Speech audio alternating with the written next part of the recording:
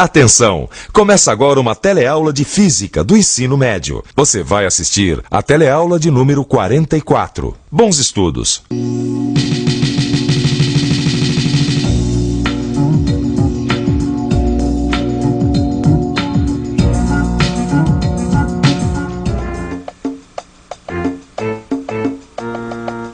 Ah, Vicente, agora eu quero ver, meu irmão. Eu também, viu? A gente tá perdido aqui desde de manhã.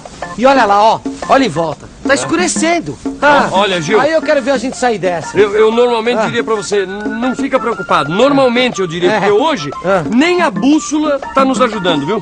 Por quê? Eu trouxe, mas não adiantou nada. Acho que ela tá com defeito, porque a agulha fica virada pro mesmo lado o tempo todo, rapaz. Que defeito, Vicente? Não é defeito, não. Olha, a agulha da bússola sempre fica posicionada pro norte. Porque a partir daí é que você se orienta em outras direções, Mas entendeu? como? Agora, isso quando a gente tem um mapa. Quando tem um mapa. A gente não trouxe o mapa, certo, então... aí não adianta nada. Exatamente. Agora, por que fica sempre apontando pro norte, hein? Olha, porque olha, a agulha da bússola é um ímã. Que é sempre atraído, tá? Pelo polo sul magnético da Terra, que fica perto do polo norte geográfico. É mesmo? Eu tava lendo outro dia num livro que o nosso planeta é uma espécie de um grande ímã. E nesse capítulo falava o seguinte, que tudo isso faz parte do eletromagnetismo, que é o tema da nossa teleaula de hoje. Eletromagnetismo. Você vai aprender como os homens descobriram as propriedades dos ímãs e passaram a usá-las para se orientar.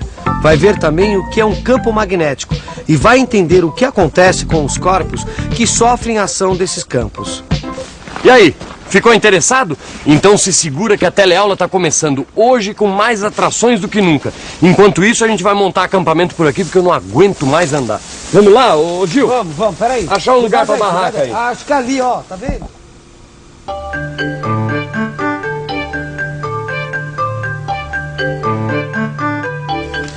Equipes de resgate continuam à procura dos 2 excursionistas que se perderam na mata.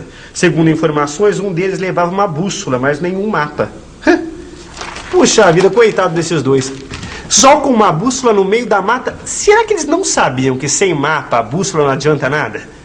Bom, mas isso até que é engraçado, não é?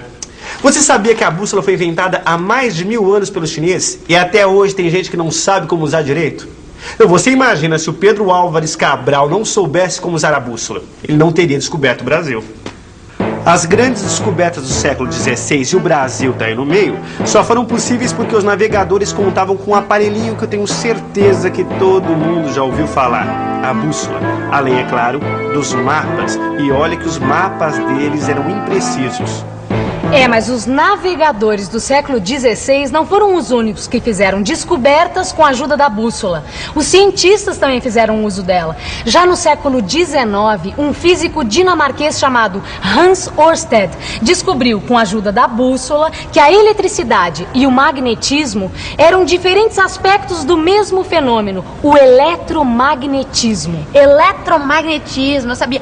Tudo começou com a bússola, não foi? Não, Rosinha, a bússola veio depois. Tudo começou, na verdade, com a descoberta de uma pedra chamada magnetita. Como essa aqui, ó. É uma pedra que atrai pedaços de ferro. Olha, se não fosse a descoberta das propriedades dessa pedra, até hoje nós não teríamos a bússola. Quer dizer, a magnetita é um ímã natural. Exatamente, Rosinha. Olha, a partir da descoberta das características da magnetita, os homens passaram a utilizar o magnetismo. E aí, logo depois, veio a bússola. A bússola é um importante instrumento que nos mostra a ação dos campos magnéticos.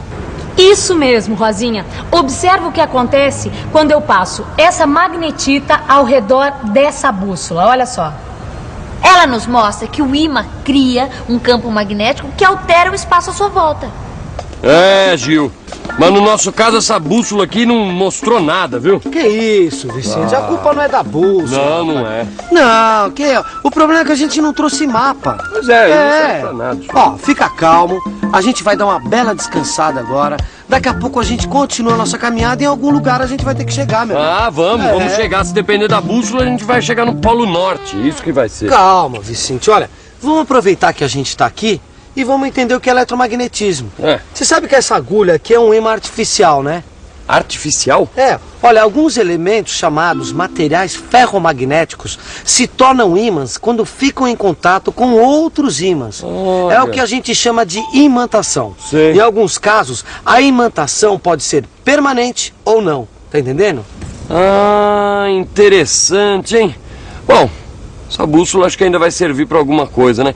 Mas escuta, voltando ao assunto, a imantação produz ímãs artificiais, não é isso? É isso.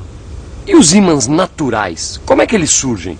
Os ímãs naturais surgiram há milhares de anos, porque a Terra é um grande ímã, lembra-se? Como todo ímã, ela cria em torno de si um campo magnético. E foi a ação desse campo magnético, combinada com as altas temperaturas e com o posterior resfriamento do planeta, que acabaram criando os ímãs naturais. Sabe, Rosinha, o processo de imantação ainda tem uns segredos a serem desvendados, mas a física já avançou bastante no estudo de um dos principais capítulos do eletromagnetismo, aquele que fala dos campos magnéticos. E a primeira coisa é a gente ter uma ideia da forma do campo magnético. Ué, mas Stella, mas é possível a gente ter a ideia da forma do campo magnético? Parece uma coisa abstrata, né? E é abstrato, mas a gente pode ter uma ideia da forma do campo magnético a partir das linhas de indução magnética, que são geradas pelo ímã que cria o campo magnético. Você quer ver? Olha só, vamos pegar essa folha de papel, vamos pegar esse ímã, né? Nós vamos colocar essa folha de papel em cima desse ímã, certo, Rosinha? Aí nós vamos pegar essa limalha de ferro, que é um material que sofre a atração do ímã. Ó, você tá vendo o que acontece? A limalha sofre a ação do campo magnético, Rosinha, certo? Dando uma ideia da forma do campo. Que legal, Maristela! Dá mesmo pra ter ideia da forma do campo magnético. É, mas tem uma coisa que nós precisamos lembrar, Rosinha. O papel, ele só tem 2 dimensões. Por isso, com a limalha, nós só temos uma ideia da atuação do campo no plano. Só que o campo magnético, ele atua em todo o espaço. E dá pra observar esse fato? Claro, Rosinha, além de atuar sobre a limalha que está no papel, ele atua fora do papel, em todo o espaço à sua volta. Olha, dá uma olhada no que acontece com a agulha dessa bússola. Ó, passa ela perto do ímã. Deixa eu ver, ó. Olha, quando eu passo essa agulha por cima do ímã, ela sofre a ação do campo magnético. Uma prova de que ele está atuando também no espaço. Você já tem uma ideia da configuração de um campo magnético. Mas para entender mesmo o que é esse negócio, você precisa saber interpretar matematicamente os campos magnéticos. A gente precisa definir o vetor campo magnético, que mostra como o campo magnético atua em cada ponto do espaço. Não adianta torcer o nariz, não. A física se preocupa em observar as relações entre os elementos do universo. E o melhor jeito de mostrar como essas relações acontecem é através da matemática. Se segura aí. Eu aposto que você vai entender tudinho. E depois, você já sabe, tire as suas dúvidas, aprofunde seus conhecimentos no seu livro. Ele é fundamental para você captar tudo sobre eletromagnetismo. É, Gil. Nós estamos num mato sem cachorro, viu? Vamos ver se pelo menos a gente consegue encontrar um caminho dentro do eletromagnetismo, né? Você sabe que eu sei um jeito de achar a definição matemática do vetor campo magnético? É mesmo? É. Olha, é só a gente imaginar uma interação entre o campo magnético e uma carga elétrica em movimento. Vamos supor que uma carga elétrica Q entre num campo magnético com uma velocidade V. Sobre essa carga vai aparecer uma força F, perpendicular à direção da velocidade e do vetor campo magnético B. Com os valores de Q, F, V e o ângulo θ, temos o módulo do campo magnético, definido por essa expressão. B é igual a F sobre Q vezes V vezes seno de θ. No seu livro você vai encontrar tudo explicadinho. O primeiro passo para a gente entender essa interação entre campo magnético e cargas elétricas em movimento é supor que as linhas do campo magnético numa determinada região do espaço sejam paralelas e horizontais. Existe uma experiência que vai nos ajudar a visualizar o que acontece com cargas elétricas dentro do campo magnético. Olha só, no seu livro de estudos você vai encontrar mais detalhes sobre essa relação. Aqui nós temos um aparelho que possui um tubo de raios catódicos, como o tubo que existe dentro da televisão. Então olha só, Esse pontinho aqui é o ponto de impacto de um feixe de elétrons contra a tela. Veja o que acontece quando a gente aproxima um ímã. O campo magnético criado pelo ímã faz aparecer uma força que atua sobre o feixe de elétrons. Agora, se nós invertermos a posição do ímã, veja o que acontece. O ponto desce. Enquanto está dentro do campo, o feixe de elétrons, que são cargas em movimento, sofre a ação de uma força. E é a partir dessa força que a gente definiu matematicamente o campo magnético.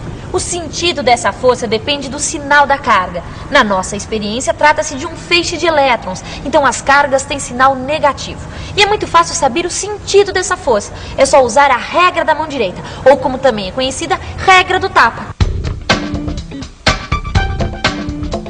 Em outras palavras, a regra da mão direita ou tapa é um método muito simples para verificar a direção e o sentido da força que atua sobre a partícula carregada dentro do campo magnético. E é muito fácil, você quer ver? Olha só, Rosinha, pega este ímã que eu estava usando, enquanto eu vou falando você vai demonstrando, tá legal? Okay. Então, olha só, coloca-se a palma da mão direita no sentido do campo magnético criado pelo ímã. E o polegar na direção e sentido das cargas elétricas, nesse caso o feixe de elétrons. A direção da força é perpendicular à palma da mão. Se as cargas fossem positivas, ela teria o sentido de um tapa dado com essa mão. Quer dizer, ela sairia da palma da mão. Mas aqui são elétrons, portanto a força tem sentido oposto, como se entrasse na palma da mão.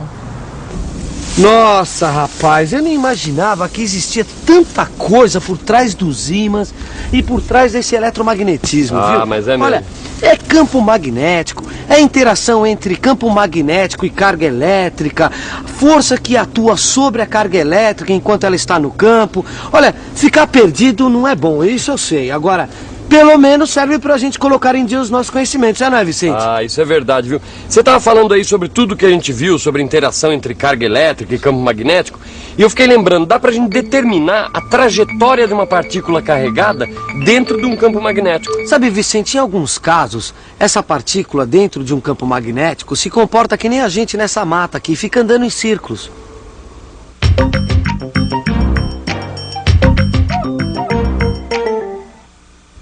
Quando uma carga é lançada em direção perpendicular a um campo magnético, a ação da força F será também perpendicular à velocidade v.